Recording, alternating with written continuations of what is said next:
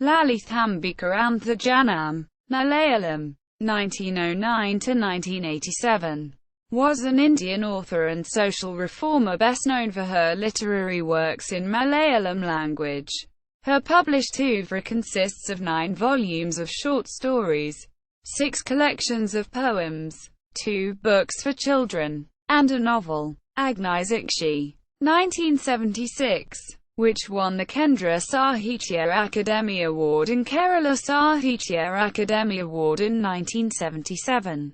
Her autobiography Aathmakadhakkoru Aamukham, An Introduction to Autobiography, is a very significant work. She was greatly influenced by Mahatma Gandhi and social reform movements among the Nambudiri caste, led by V.T. Bhattathiripad. Later she contributed to the social reform in her own way. Her writing reflects a sensitivity to the women's role in society, and the tension between the woman as a center for bonding and the woman as an individual. She was concerned particularly the nature of the sexual contract. Biography. Lalithambika was born in 1909 at Kottavatam near Punalur, Kollam district, Kerala. In a conservative household, she had little formal education. However, she managed to learn to read and write, an unusual achievement at the time. Antharjanam means she who spends her life inside. Her first name is a compound of Lalita, the red one, and Ambika, literally, little mother, the name of a goddess.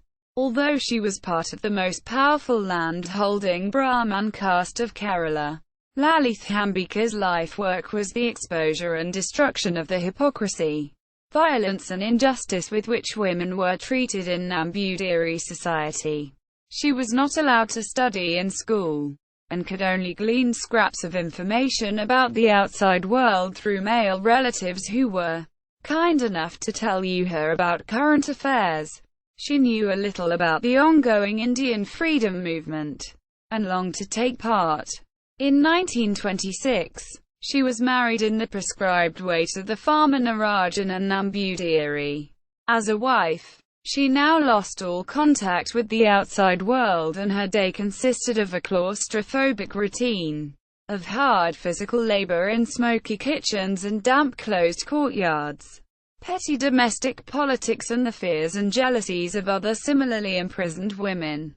But she also saw their courage and their determination to be human in spite of the unnatural conditions of their lives. In this world her only outlet was her writing, which she did in secret. At the end of a working day that began before dawn, she would put her children to sleep, bar the door and write in the light of a tiny lamp. Constant exposure to smoke and inadequate lighting began to destroy her eyes. When the pain got very bad, she would write with her eyes closed. The frustration and degradation of her caste sisters moved Lalithambika to expose their plight in her celebrated Malayalam novel Agnisakshi, Fire Being the Witness. The novel was later made into a film with the same title in 1997. Nambudiri custom allowed only the eldest son to marry within the caste. All the others contracted sambandhams with women from other castes, usually the matrilineal heirs. This ensured that inheritance through the male line was always undisputed, since the children of sambandhams did not have the right to inherit. As a result, many Nambudiri women remained unmarried all their lives, in restrictions that amounted to rigorous imprisonment. They were not supposed to let the sun's rays touch their bodies. Any slip or shadow of suspicion would condemn them to being tried by the Smarthavicharam courts of male elders. These courts were empowered to strip a woman of her social position and throw her out to starve.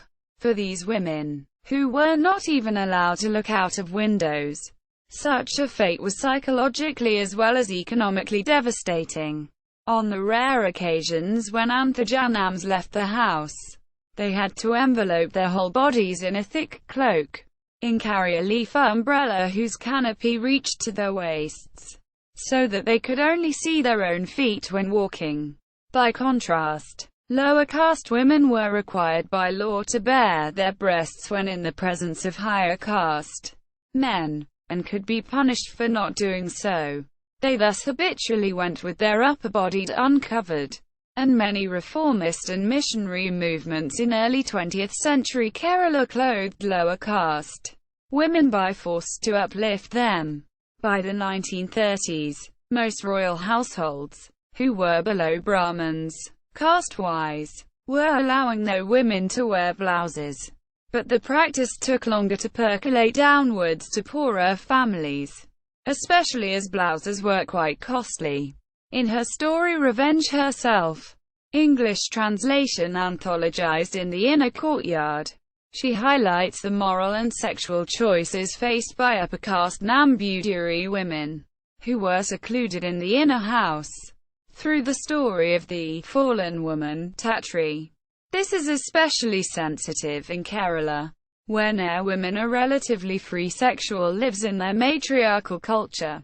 In her story Malapalinte Manim she highlights the woman's role as the central cohesive force in society, and she supports artificial birth control, so long as it does not contradict this basic womanly qualities of healing the schisms opened up by individualism. Her son N. Mohanan was also a noted author and a winner of Kerala Sahitya Akademi Award.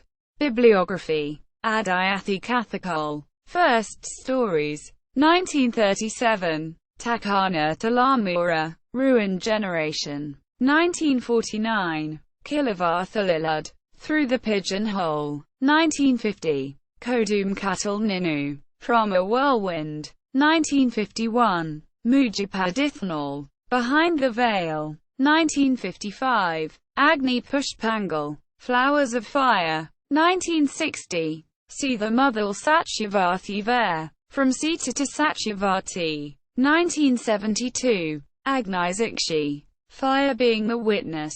1976.